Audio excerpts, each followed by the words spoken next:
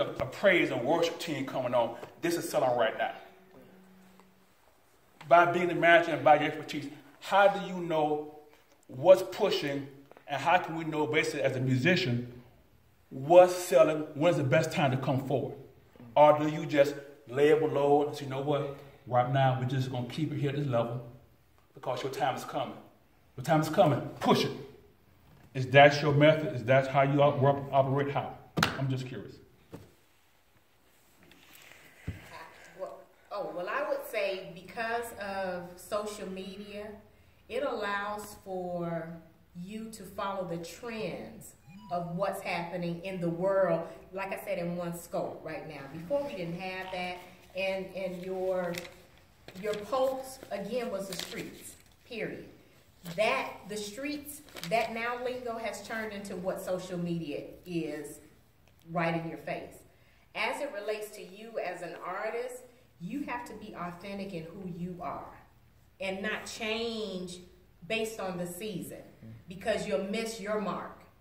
You're popping each and every time you step out to do whatever you're going to do, but the caveat to that is your strategy, your marketing strategy. We talked about earlier your target market. Your target market does not change. You just keep reinventing yourself. You know, if this season right now, like you mentioned, whether it's quartet, this, that, and the other, if you're not in that genre, if that's not your thing, that's not your concern. You know, but you have to have a post to what your target market is asking for and give them, you know, what they're asking for. And sometimes even on that aspect, you have to create a lane for yourself. If you, for example, if during the summer you were popping and doing a lot of events for different organizations or, you know, different things like that, now that we're getting into the winter and Christmas times or what have you, your target market doesn't change, just your delivery. Now, instead of me targeting this organization or whatever, I'm going to reach out to businesses because it's Christmas time, Christmas parties and different things like that. I'll still be popping in that genre because they have a need for me. They need the jazz. They need that type of ambiance for the setting that we have. So it's all about your target market and super serving them, reinventing yourself each and every time, not being stale or what have you, but you know, not changing what you're doing, but improving each and every time you go along, each and every time you do a new performance or what have you, based on your audience. Period. Because you'll get mixed up in trying to be like somebody else and not being the authentic you. Since you asked about gospel music, all right, so Milton Bigham brought Kirk Franklin down here. Nobody knew who Kirk Franklin was. Milton Bigham was the president of Savoy Records. Savoy Records brought Kirk Franklin down here and wouldn't sign Kirk Franklin. Kirk Franklin sent his record to 30 record companies. None of them signed it. None of them. He got turned down by 30 record labels. A girl named Vicky Magdalene went to her dad and said, "Dad, I heard this guy named Kirk Franklin. I need to borrow $5,000 so I can release his record." Wow. She borrowed $5,000 from her daddy, and now she's a millionaire. You just don't know. Yeah. You gotta do you. Mm-hmm. That's true. You just gotta do you. You know what I mean? We opened up for the Winans in 80, whatever that was. Their first trip here, we opened up for the Winans. Warner Brothers went back and said, "We found a replacement for the Winans." They called the Wood. Wow. And then the Wood didn't want to sign Warner Brothers. The Warner Brothers said, "We want y'all to do an R&B record."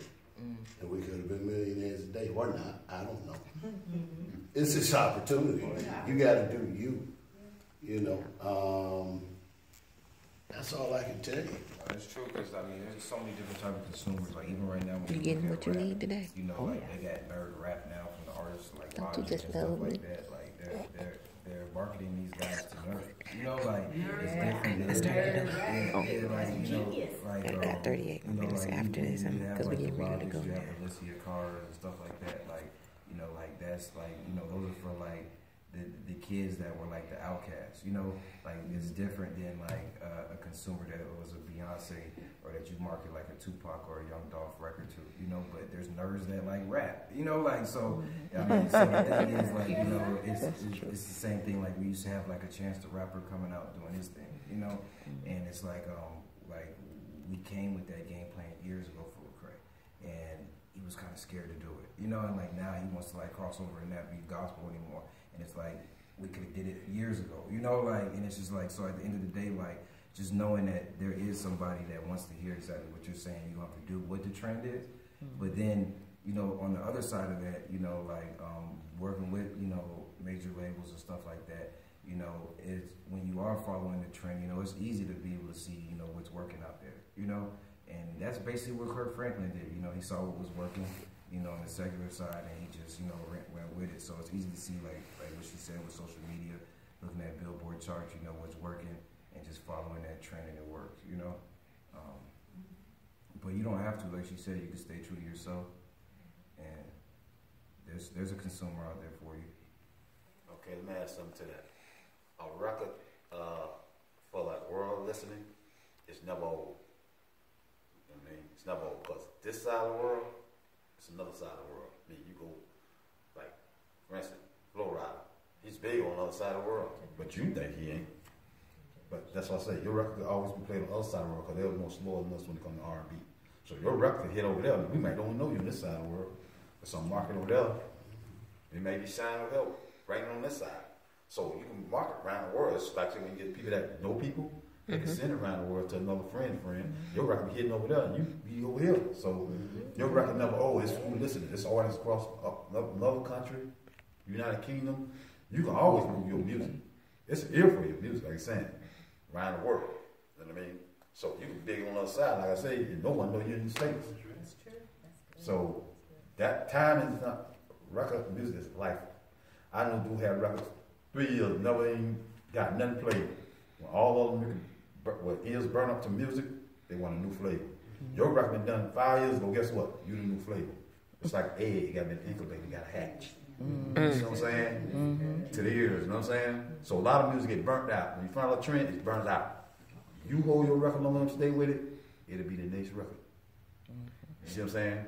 That's like when Tupac and Biggie was out. Them guys could put out no music. Nobody. Everybody sit back like them. When Pop and Biggie, they died, Master P came up. He couldn't put no record out when they was out. And he the biggest person that is. Just think what I'm saying. So when they died, they music burned out. Master P became the next biggest sensation in music for his business. You see what I'm saying? Because Death Row, all that, they had things on lock with music, people's ears, radio, buy, whatever, how they got the radio situation. And then you got to also They killed it. You couldn't put out no music. You got to also remember, ain't no harm in selling like 50,000 records or 100,000 records. Your record may not be the top record on the chart, but be consistent. Right? Just be consistent. Ain't nothing wrong with moving 100,000 units. No, that's great. You know what I mean? Independent. You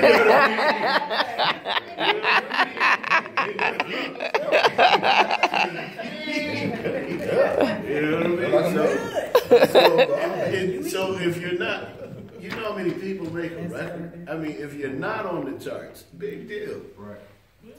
Big deal. Just be true to you. There's always a listener for your brand. I just got a phone call like 2 days ago, literally 2 days ago. The guy called me and said, hey man, I got an artist that I want you to write a song for. And he called me White Boy Darren. Because now y'all know I ain't white, right? But in the 80s, I was writing praise and worship music, and they would say, man, you sound like a white boy. Because everybody around here was singing quartet music, 1-4-5, and that was it. I started writing stuff like, Lord, I love you, and I bless your name, and all that stuff, and it was just crazy.